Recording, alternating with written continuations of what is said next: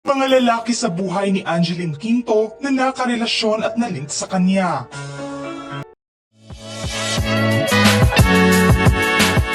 Santos. Ibinunyag ng singer na si Angeline Quinto na sinubukan nila ng kapwa singer na si Eric Santos na i-level up pa ang kanilang relasyon into official, ngunit hindi nga ito natuloy. Inihayag ito ni Angeline sa pamamagitan ng vlog ni Karen Davila. Alam nga ng karamihan na magkatandem ang dalawa sa pagkanta at maliban sa singing body niya ito ay matalik na magkaibigan din sila. Naitanong nga sa kanya noon kung nauwi ba sa opisyal ang relasyon nila na aniya. Ginawa namin yon kaya lang para kami nakakatawa sa isa't isa. Kaya sabi ko, Pogs, huwag nating pilitin. Talagang magkaibigan lang tayo kaya minsan magiging sweet kami tapos matatawa na lang kami. Usap-usapan nga noon ang tambalan at panunukso ng mga fans nila sa nakakakilig na tandem nila sa tuwing kumakanta ang mga ito sa ASAP stage. Coco Martin. Unang nagsama sa pelikula sina Angeline at Coco Martin sa romantic movie nilang Born to Love You taong 2012. Nang mga panahong iyon, inamin ng singer na mayroon silang espesyal na relasyon ng aktor sa isa't isa. Ngunit nauwi umano sa hindi pagkakaunawaan ang relasyon nila dahil nasa pagsiselos umano ni Coco sa kaibigan niyang si Sam Melby. Sa kabilang banda naman ay pinabulaanan ito noon ng aktor na aniya wala siyang interes kay Angeline habang ginagawa nila ang nasabing pelikula. Nilinaw niya na magkaibigan lamang sila ng kanyang leading lady sa pahayag noon ng aktor ay aniya. Wala namang pinaasa, wala namang ganoon. Ang alam ko nagtulungan kami sa trabaho at magkaibigan kami. Never kaming nagkakausap. Kung ano man yung purpose nun sa part ko, respeto ko na lang sa kanya. Bilang lalaki hindi ka dapat pumatol lalo na pag yung babae ang nagsalita. Respeto ko na lang sa kanya kung ano ang dahilan at nasabi niya yun. Wala umanong ibang masabi si Coco kay Angeline dahil isa ito sa mabait na kaibigan niya. Brian Termulo. Mainit na usap-usapan din noong 2012 ang napabalitang pagkakalink ni Angeline sa singer na si Brian Termulo. Nang mga panahong iyon ay tinutokso nga ang dalawa matapos na mag-guest sila sa show ni Chris Aquino na Chris TV na agad pala isipan sa iba na baka may namamagitan sa kanila.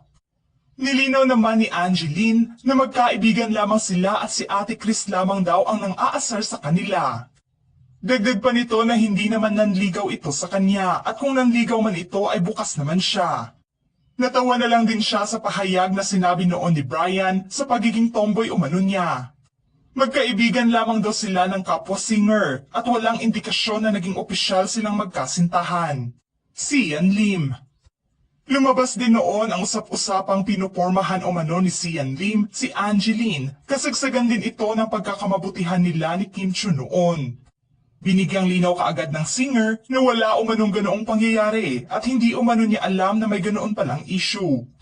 Hindi totoo, promise. Wala kaming communication. Yun ang totoo talaga. Alam kong masaya silang dalawa. Bakit ako i-eksena sa kanila? Wala talaga kami ni Sian. Natawa na nga lang ito at bakit nadawit ang kanyang pangalan sa relasyon noon ni Kim at Sian. Hindi umano niya lubos maisip saan nagmula ang tungkol sa isyong iyon. Wala naman siyang ideya na pinupormahan na pala siya ng aktor. Kaya naman bago pa lumala ang tungkol sa espekulasyong iyon, ay agad na niyang binigyang linaw na walang basihan ang impormasyong nasagap ng iba tungkol sa kanila ng aktor. Inamin niya na malapit talaga siya sa mga lalaki, ngunit hindi naman sa lahat ng bawat galaw niya kasama ang mga ito ay binibigyang mali siya na ng iba. Nanrev Dakina.